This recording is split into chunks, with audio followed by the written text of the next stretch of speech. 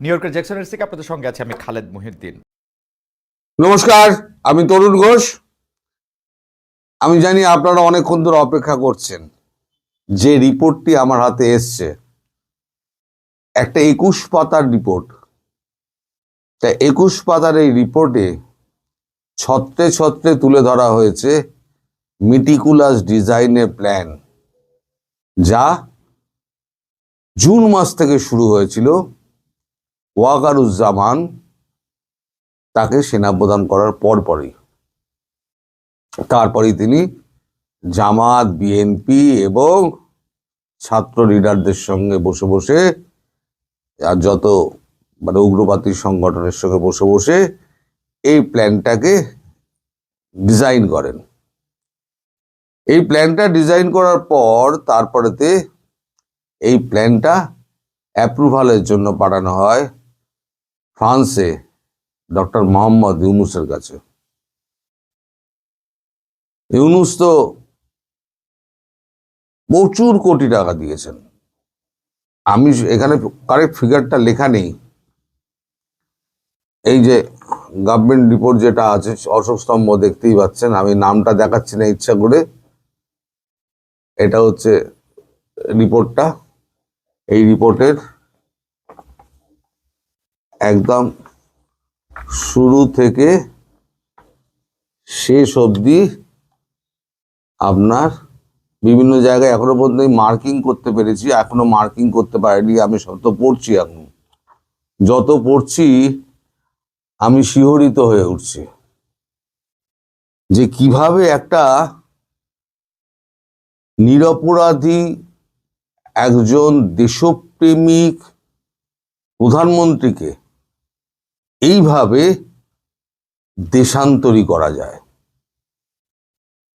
এ পুরোটা যদি আমি পড়ার পর আগামীকাল থেকে অন্তত আমি যদি 20 মিনিট করেও করি, 5টা পর্ব লেগে যাবে শেষ হতে। এর পেছনে কারা ছিলেন, তাদের নাম ধাম, তারা কত অর্থ দিয়েছেন, কার কার সঙ্গে চক্রান্ত করেছেন, কোথায় টেলিফোন হতো, কোথায় মিটিং হতো, এবং সেটাকে এক্সিকিউট করা হলো 4 তারিখ 5 তারিখে কিভাবে। ওয়াকারুজ্জামান পুলিশকে কি করে ভুল বোঝালেন, পুরোটা। এই যে পুলিশ হত্যা, 3500 পুলিশ হত্যার পেছনে সমস্ত মাথায় যা ছিল সেটা হচ্ছে গিয়ে ওয়াকারুজ্জামান। তার জন্য 3500 পুলিশের কিন্তু প্রাণ দিতে হয়েছে। আজ সবার প্রথমে যদি ফাঁসি দেওয়া শুরু হয়, তাহলে ওয়াকারুজ্জামানকে দিয়ে ফাঁসি দেওয়া শুরু হওয়া উচিত। এই রিপোর্ট, যেটা জ্বলন্ত রিপোর্ট আমার হাতে আছে, এই রিপোর্ট যদি আপনারা পড়েন, আপনাদের চক্ষু চড়ক গাছ হয়ে যাবে। আমি দুটো জায়গায় একটুখানি মার্ক করে রেখে দিয়েছি। অল্টারেশন অফ ক্যাপিটাল, কোথা থেকে ক্যাপিটাল এসছিল, অল্টারেশন অফ ক্যাপিটাল।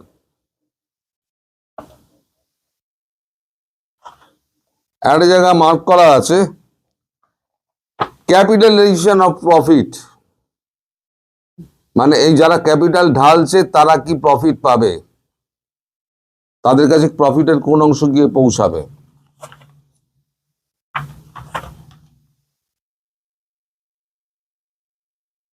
আর একটা অংশে লেখা রয়েছে, সেটা হচ্ছে প্রক্সি।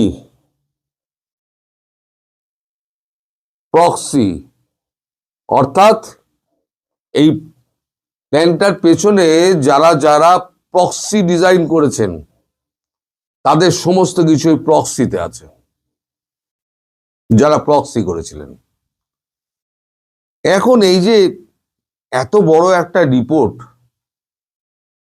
তার ছত্রে ছত্রে এত এত আপনার করা আছে, কি বলে, তথ্য ঠাসা আছে, সেগুলোকে সমস্ত আমার নোট ডাউন করতে হচ্ছে। এক তো বঙ্গানুবাদ করছি, ঠিক আছে, কারণ আমি তো আর ইংরেজি পড়ে তো আপনাকে ইংরেজি ডকুমেন্টারি করছি না, আমি করছি বাংলা। ফলে এগুলোকে আমায় বাংলায় করে, বাংলায় আমাকে নোট নিয়ে আমায় সমস্ত কিছু বাংলায় করতে হবে। তার জন্য আমাকে একটা দিন টাইম দিতে হবে। আমি কালকে থেকে পর্ব 1 পর্ব 2 করে করে আমি কালকে থেকে শুরু করব এই এক বিরাট মিটিকুলাস ডিজাইন। ওয়াকারুজ্জামানের এন্ট্রি হওয়ার পর ওয়াকারুজ্জামান কি করে এই ঘটনাটি ঘটালেন এবং ইউনূস কি করে এর মধ্যে ঢুকলেন, ছাত্র নেতারা কি করেছিলেন, এই ছাত্র নেতাদের জোগাড় করেছিল কারা, বিএনপির কি যোগাযোগ ছিল, জামাতের কি যোগাযোগ ছিল, এবং জামাত, বিএনপি এবং আপনার এই আরো কিছু উগ্রপন্থী নেতা যারা মুখোশ পরে থাকতেন, তারা রাত্রিবেলাতে এই আপনাদের যে স্বরাষ্ট্রমন্ত্রী ছিলেন তার বাড়িতে বৈঠক করতেন। স্বরাষ্ট্রমন্ত্রী কিন্তু জানতেন না এটা, এই যে চক্রটা হচ্ছে তাকে ভুল বোঝানোর জন্য তাকে ব্যস্ত রাখা হতো রাত্রির 1টা পর্যন্ত। 1টা পর্যন্ত ব্যস্ত রেখে একটা ডিসিশন নেওয়া হতো কালকে আমরা এই জিনিসটা করব। তখন কিন্তু জিনিসটা পাকাচ্ছে সেই সময়তে, এরা ভেতর দিয়ে পাকাচ্ছে পেছন দিক দিয়ে, আর সামনে দিয়ে দেখাচ্ছে আমরা এটা কি করে ম্যানেজ করব। এইভাবে স্বরাষ্ট্রমন্ত্রীকে এইভাবে তাকে এ করা হয়েছে, গুবলেট করে দেওয়া হয়েছে। দিয়ে এবার ভোরবেলা যখন অ্যাকশন যখন হওয়ার কথা, তখন দেখা যাচ্ছে কেউ সকালবেলা ঘুম থেকে উঠতেই পারছে না। এমনভাবে ডিজাইন করে করা হতো যাতে 1টা, 1:30, 2টোর আগে মিটিং শেষ না হয়। তাহলে সেই পুলিশগুলো, সেই আইজি ফাইজি তারা তো ঘরে যাবে, এনএসআই বলুন, তারপরে তো আপনার ডিজিএফআই বলুন, এই যে ডিজিএফআই এও কিন্তু প্রথমে জানতো না, এনএসআইও প্রথমে জানতো না, পুলিশের কেউ জানতো না। জানতো কে? জানতো ওয়াকারুজ্জামান, বিএনপি, জামাতের আর কয়েকজন সন্ত্রাসবাদী উগ্রপন্থী দল। তারা ওইখানে মুখোশধারী উগ্রপন্থী দল বিভিন্ন আপনার সংগঠনের সঙ্গে তারা মিলেছিল। কখনো 13 দল, কখনো আপনার কি বলে জাতীয় পার্টি, এই সমস্ত মুখোশধারী হয়ে তারা ঢুকেছিল। তারা এই সমস্ত জিনিসটা করতো। ভোরবেলা যখন এক্সিকিউশনের যখন সময় আসতো তখন দেখা যায় যে জিনিসটা দানাই পাকানো যাচ্ছে না, ফলে যাদেরকে যাদেরকে ধরা হবে বলে মিটিং করা হচ্ছে তাদেরকে কাউকে গিয়ে সেই বাসায় যখন পুলিশ গিয়ে পৌঁছালো 10টার সময় কি 11টার সময়, তখন তারা যে যার মতো পালিয়ে গেছে। কারণ খবর তো এরাই দিয়ে দিয়েছে যে ভোরবেলার আগে পালিয়ে যাও, পুলিশ রেড করবে। এরাই মন্ত্র দিচ্ছে, এরাই ভাগাচ্ছে, এরাই আবার স্বরাষ্ট্রমন্ত্রীর সামনে প্ল্যান করছে। সব থেকে অভাবনীয় হলো যখন 5 তারিখ, সেই সময় পুলিশ যখন ব্যারিকেড দিচ্ছে, আমি ওই শেষের অংশটুকু পড়ে নিয়েছি বলে আপনাদের বলতে পারছি। পুলিশ যখন ব্যারিকেড দিচ্ছে সেই সময় সেনাবাহিনী গিয়ে পৌঁছয় ওয়াকারুজ্জামানের নির্দেশে একজন সেনাকর্তা, তার নামও এখানে লেখা আছে, আমি এখন খুঁজে পাবো না এখন এর মধ্যে, কালকে থেকে সমস্ত নাম লিখে রেখে দেবো। তিনি গিয়ে গণভবন থেকে 8 কিলোমিটার দূরে যখন মিছিল, তিনি গিয়ে পুলিশের ব্যারিকেড তুলে দিলেন। এবার ডিটেকটিভ ব্রাঞ্চ তার আইজির নির্দেশে এবার যখন লাস্ট ব্যারিকেডতে যখন কমিশনার নির্দেশে যখন গড়া হলো, তখন বঙ্গভঙ্গ গণভবনের থেকে আর কি 1.5 কিলোমিটার আগে, সেখান থেকে এক পুলিশ অফিসার, তার নামটাও আমি বলে দেবো, সেখান থেকে এক পুলিশ অফিসারকে ওখান থেকে সরিয়ে দেওয়া হলো, বলো তুমি চলে যাও। কে বললো? ওয়াকারুজ্জামানের সেই নিয়োজিত সেই কর্নেল না লেফটেন্যান্ট জেনারেল কেউ একটা হবেন, এখানে লেখা আছে। তো এইটার মধ্যে সেইগুলো সব রয়েছে। শেষ মুহূর্তে যখন মিছিল এগিয়ে আসছে, সেই মিছিলকে রাস্তা করে দেওয়ার জন্য পুলিশ বলল ব্যারিকেড খুলে দাও, এই অশোক স্তম্ভ। ব্যারিকেড খুলে দাও, ব্যারিকেড খুলে দিয়ে ওদেরকে ঢুকতে দাও। সেনাবাহিনী যখন ব্যারিকেড খুলে দিচ্ছে তখন পুলিশ কি করবে? পুলিশ বাধ্য হয়ে সরে গেল। এবং শেখ হাসিনাকে তখন একটা বুদ্ধি দেওয়া হচ্ছে, সেই মুহূর্তে একটা দল বুদ্ধি দিচ্ছে, ওয়াকারুজ্জামান, তার দলবল, এবং সেখানে সেনাবাহিনীর থেকে নিয়োগ করা যে একজন মেজর ছিলেন, পার্সোনাল সিকিউরিটি একজন অফিসার ছিলেন মেজর, তার নামও আমি বলে দেবো কালকে, সেটাও এখানে আছে। তিনিও শেখ হাসিনাকে ভুল বোঝান যে আপনি যদি এখানে থাকেন তারপরে তাহলে কিন্তু আপনি প্রাণ নাশের চেষ্টা হয়ে যাবে, মিছিল এগিয়ে আসছে। তার আগে পর্যন্ত কিন্তু ওয়াকারুজ্জামান নিশ্চিত করেছেন, আগের রাত্রিরে সকালবেলা নিশ্চিত করেছেন, আপনি নিশ্চিন্তে থাকুন, আমরা দেখে নেব।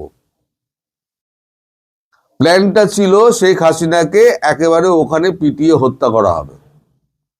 শেষ মুহূর্তে আমাদের ভারতবর্ষের সেনাপ্রধান অজিত দোভালের নির্দেশে যখন খবর পাঠান যে এখন 1 ঘন্টার মধ্যে যদি ওখান থেকে বার করে আপনারা ভারতবর্ষে পৌঁছে না দেন তাহলে আমার এখান থেকে কমান্ডো বাহিনী যাবে। আমরা 8 ব্যাটালিয়ন কমান্ডো রেডি করে রেখে দিয়েছি, 12টা হেলিকপ্টার রেডি করে রেখে দিয়েছি, তাহলে কিন্তু আপনাদের নাক কাটা যাবে এবং আমরা ঢুকলে কিন্তু আর বেরোবো না। তখন বাধ্য হয়ে ইতিমধ্যে ওয়াকারুজ্জামান পৌঁছে গেছেন। তিনি একবার ফোন মারছেন জয়কে, একবার ফোন মারছেন পুতুলকে, একবার একে বোঝাচ্ছেন, শেখ রেহানাকে বোঝাচ্ছেন, একবার শেখ হাসিনাকে বোঝাচ্ছেন আপনি চলে যান। এবার খবর, শেখ হাসিনা যখন বাধ্য হয়ে, উনি যেতে চাননি, বলেছেন আমার মৃত্যু হোক, এই মাটিতেই বাবা মারা গেছেন, এই মাটিতেই আমার মৃত্যু হোক, তখন ওরা জোর করে, কারণ যদি শেখ হাসিনার গায়ে হাত পড়ে তাহলে ভারতবর্ষ ছাড়বে না, এই হুমকিটা খাওয়ার পর তখন কিন্তু টননরে ওয়াকারুজ্জামানের যে আমি যদি শেখ হাসিনাকে যদি মানে অক্ষত শরীরে যদি আমি না ফিরিয়ে দিতে পারি ভারতবর্ষে তাহলে পরে আমি প্রাণে বাঁচব না অন্তত। তাই তাকে বাধ্য হয়ে হেলিকপ্টারে করে বিমান করে C-130 করে তাকে আমাদের হিন্ডান এয়ারবেসে পাঠিয়ে দেওয়া হয়, যেখানে অজিত দোভাল তাকে রিসিভ করেন। এই পুরো ডিজাইনটা করা হচ্ছে গিয়ে ওয়াকারুজ্জামানের। পরে এখানে এবার এন্ট্রি নেন এখানে মোহাম্মদ ইউনুস। সে গল্প কালকে থেকে আমি শুরু করব, পর্ব 1, পর্ব 2, পর্ব 3, পর্ব 4 করে। আমি বেশি লম্বা হয়ে গেলে আপনাদের দেখার ধৈর্য থাকবে না, কিন্তু মানে এত মানে তথ্যে ঠাসা একটা প্রতিবেদন আপনি ছেড়ে বেরোতেও পারবেন না। আর আমি মনে করি প্রত্যেকটা বাংলাদেশির এটা জেনে রাখা উচিত যে গদ্দার এই সেনাবাহিনী যারা রয়েছে তাদের প্রতি শুধু ঘৃণা উড়ে দিন, ঘৃণা ঘৃণা আর ঘৃণা। কারণ এরা দেশকে রক্ষা করবে কি, দেশের প্রধানমন্ত্রীকে এরা শত্রুর হাতে বেচে দেয়। টাকা নিয়েছিল ওয়াকারুজ্জামান, কত টাকা ঠিক আমি জানি না, এখানে উল্লেখ নেই, তার টাকা নিয়েছিল, তার জ্বলন্ত প্রমাণ এইখানে রয়েছে। এই যে 22 পাতায় দেখুন, 21 পাতার,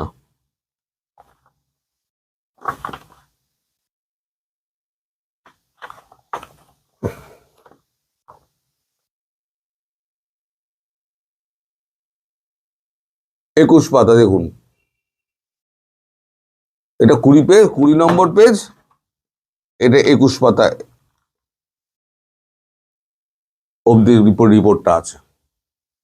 রিপোর্টের সাইনটা আমি দেখাবো না বলে আমি রিপোর্টের শেষ পাতাটা আপনাদের দেখালাম না, কারণ এটাতে আমি আর তুলে ধরতে পারবো না।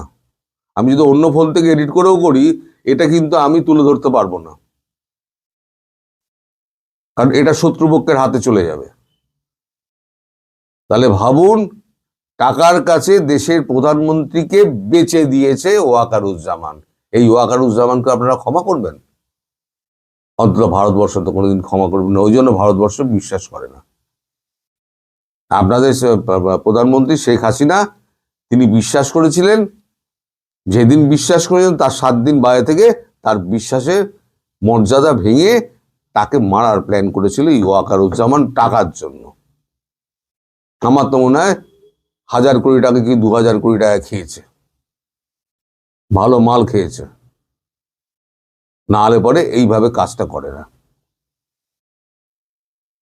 এখন সব গায়ে পইতে দিয়ে এখন আর নামাবলি সরিয়ে সব এখন মানে পুরুতগিরি করছে, সব ফাঁস হয়ে গেছে। আমি পাবলিকের কাছে, বাংলাদেশের পাবলিকের কাছে আমি ল্যাংটো করে ছেড়ে দেবো এই বিএনপি, জামাত আর ওয়াকারুজ্জামানের মতো এই যত দেশদ্রোহী সেনাবাহিনীর সদস্য রয়েছে প্রত্যেককে নাম ধরে ধরে বলে দেবো প্রত্যেকের। শুধু মানে ভারতের স্বার্থের কারণে আমি এই ডকুমেন্টটা আমি তুলে ধরতে পারবো না। এই ডকুমেন্ট যেটা আছে আমি তুলে ধরতে পারবো না, সেটা ভারতের স্বার্থের বিরুদ্ধে হবে, কিন্তু আমি দেখে বলতে পারবো। ওই কারণে আমি চুপ করেছিলাম, আমি তথ্যটা আসার অপেক্ষায় আমি ছিলাম। আমি বারবার বলতাম না 4 তারিখ থেকে 5 তারিখ হয়ে কি হয়েছে আমার জানা আছে, আমি বলিনি, আমি বলবো না, কারণ আমার কাছে তথ্য ছিল না। কার ভিত্তিতে বলবো? আপনারা বলবেন ওই তো গল্প করছে। এখন আমার কাছে তথ্য এসে গেছে। এই তথ্য সম্বলিত রিপোর্ট যেদিনকে আমি দাখিল করব সেদিন বুঝতে পারবেন যে আপনারা কত বড় গদ্দার দেশে রয়েছেন। আজকে আর এটা ইয়ে করবো না, আগামীকাল থেকে এই পর্ব শুরু করব 1 2 3 4 করে। আপনারা সবাই অপেক্ষা করুন, সবাই সুস্থ থাকবেন, ভালো থাকবেন আর সাবধানে থাকবেন। নমস্কার।